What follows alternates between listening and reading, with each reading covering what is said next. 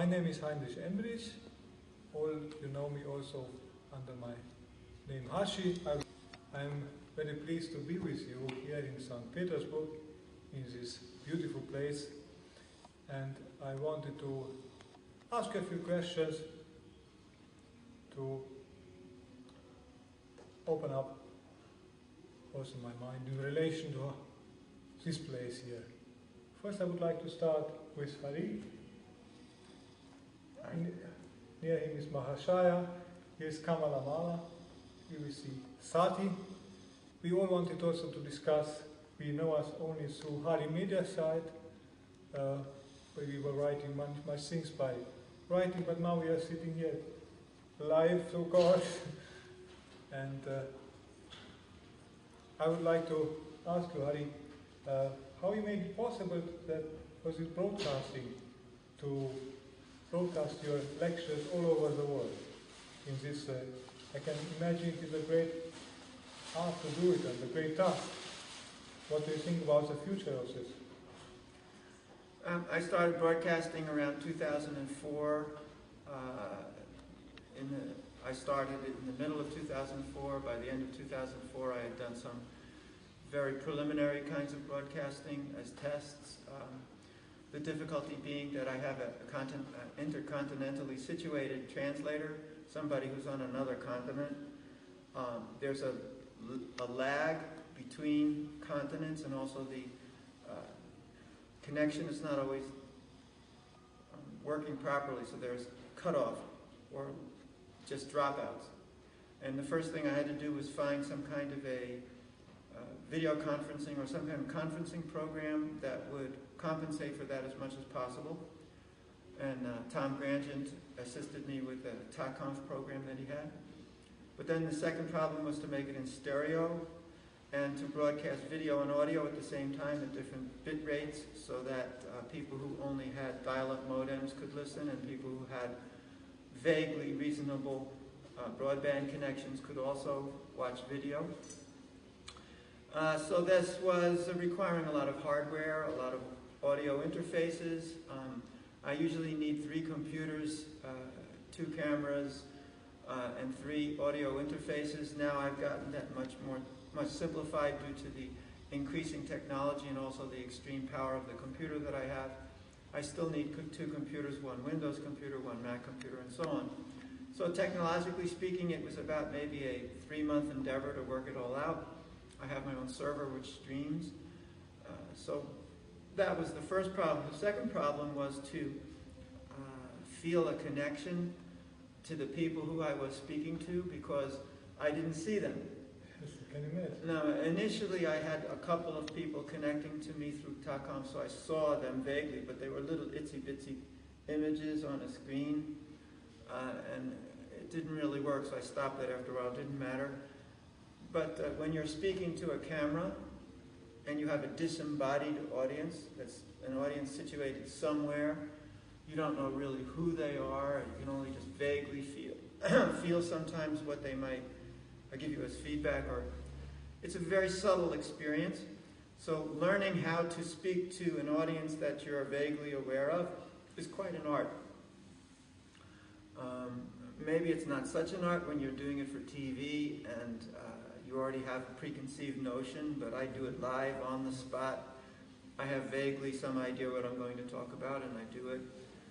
And after having it started off in a very stumbling kind of way. I mean, the lectures weren't so great, and translators were getting used to the idea of being in another continent and doing it. And by the time 2005 rolled around, we were going pretty good. And we have all of the lectures, I mean, most of them, sometimes there were glitches, but most of them are there on the Harimedia site from even the end of 2004 all the way up to the present day. The other problem was broadcasting every Saturday was to figure out something to say. I mean, what do I say? So you run out of unique topics after a while. So you have to figure out how to say things in a way which is useful, is interesting, is something that the people will benefit from, and something you're interested in personally, because if what I'm talking about bores me, well, then I can't speak about it. Can you imagine? It's too boring, and I just give up and I say, okay, everybody go home. But so I've managed to use my experience during the week, to use my realizations that I might have had, even in simple things, to come up with some kind of a topic which inspired me to a certain extent, and then it would develop. So that worked out quite well. It's even still working today. And that's basically the history up to this moment. I broadcast not every week now. Well, I did it just recently, but I was broadcasting every other week so that I thought I could keep myself fresh. But I broadcasted every week for the last 5 weeks, and it didn't bother me at all. It was okay. So I think I might just continue to do that. I'm not sure. I know that I'll continue broadcasting. It's easy to do now. It's not a problem. It used to take me days and days and hours to prepare for broadcast because there were so many things that broke all the time. But now it's not. It's pretty steady, and so I can just the day before, practice it for 10 minutes, and like this. Yeah, in the morning I just get up at 8. I start. Get up means the server goes up and everything starts going around 8 o'clock, and it takes me about 20 minutes to set it up now, and by the time I show up at 10, everybody knows where to be and how to do it. And so previously I had to be tech support too, because I used to get hundreds of emails. I can't connect. What do I do? Oh, really? The image is not working. What do I do? I don't have a clue what to do. What do I do? So I set up a full explanation on Harimedia how to do it. And there's also another site called bcastlive.com. And in there is a mirroring of the text in Harimedia. That's what I was looking at. This is well done. It's simply for telling you how to connect to the broadcast. It's very simplified. So that's basically it. You wrote also a book. It appeared until now only in Russian. Well, originally it was in English. Yeah, of course, it's appeared. What is the content of it? What inspired you to write such a book? Well, that book is a composite of about, I don't know, maybe 100 pages of original material, and then the rest of it was taken from techniques, meditations, and exercises which I had posted on Harimedia in the form of essays to give people an idea how to come to their own experiences, giving them tools to find their own experiences, that they may enter into the realm of spiritual mysticism in the easiest way for them, in a way which is feasible, which is sustainable, which they could actually grab. But the first part, there was no need for me to elaborate more than those pages. I felt it went from A to Z in that amount of time.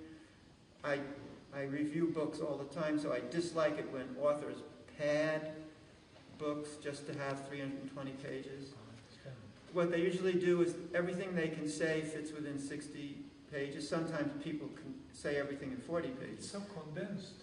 Yeah, that's what I did. I made it condensed. I didn't try to pad it and add a lot of fluff, add a lot of material, repeat things in other ways, copy and paste from other materials, or just repeat what other people said, just simply to come up with a book that you could publish with a certain amount of size.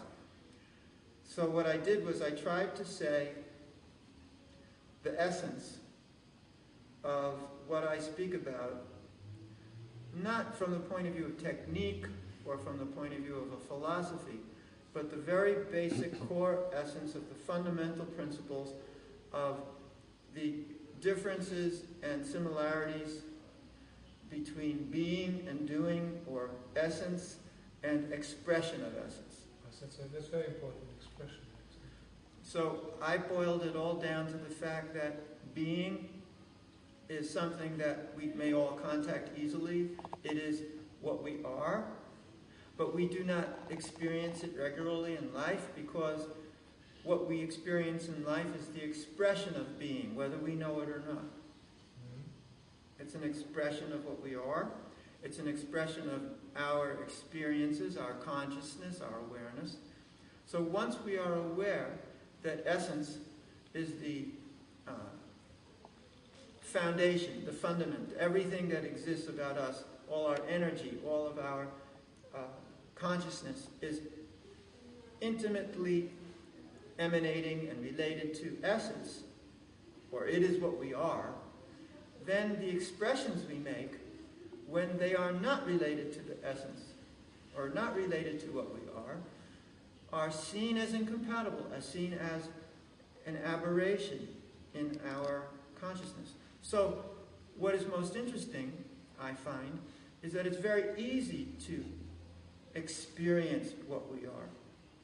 I don't even call it self-realization, because it's not a realization. It's simply accepting our experience of what we are, accepting ourselves, and getting rid of or letting go of things that are not, by simply recognizing what we are, and therefore recognizing what we are not, letting go of what we are not, accepting what we are. And then when you accept what you are, the expressions you make will be directly coming from the essence. They will be an attempt to maintain your integrity as essence in the world in which you live, which is the whole struggle, I feel, that we all face every day and in every way. When I first reached this place, Yamaraj brought me from the airport, I was really amazed to see the beautiful ladies, exactly on Janmashtami. It filled my heart with wonder. Also, I had a great inner touch. I was touched exactly by the atmosphere here. Now, I live in Germany, in Nuremberg, and I'm for the first time here. And it's interesting for me also to hear the translations. Like Mahashaya, you are doing the translation in Russian. You can switch them off if you like, but if not, we can hear you speaking directly. How is it possible for you? Sometimes Hari makes very large sentences. How do you catch all the sentences and then translate it? You have experience in this? Yes, I had initially I had a struggle with this because it's really a problem for many interpreters. But in a sense, it is a skill you develop. But here, the difficulty is that sometimes it's not just a simple explanation. Sometimes there are very subtle points in it.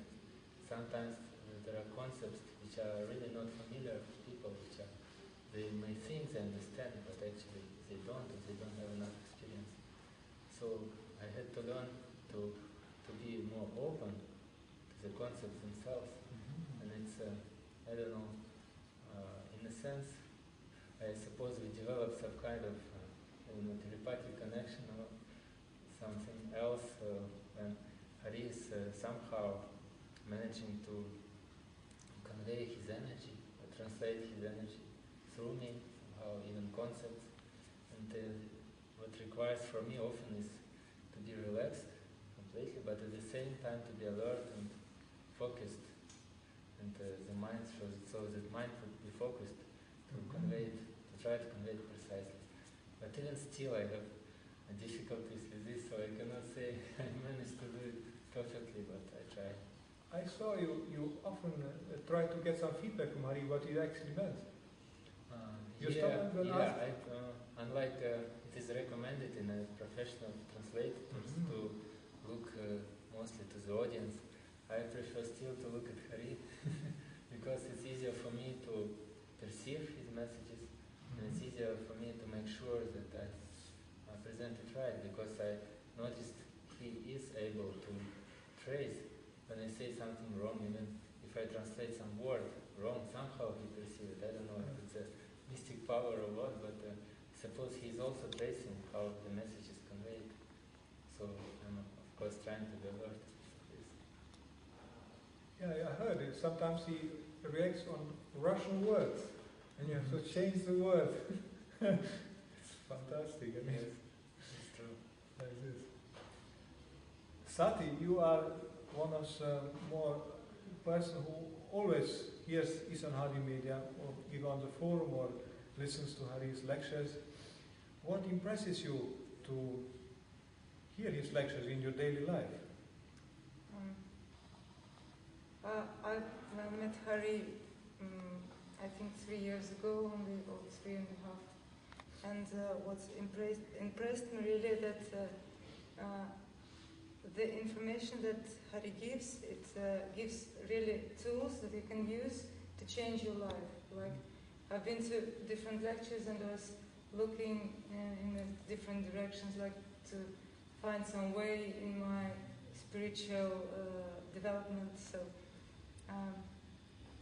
I had different experiences and some of them were real, but here I see that what happens to me, that I can grow all the time, and every time it's a very new experience.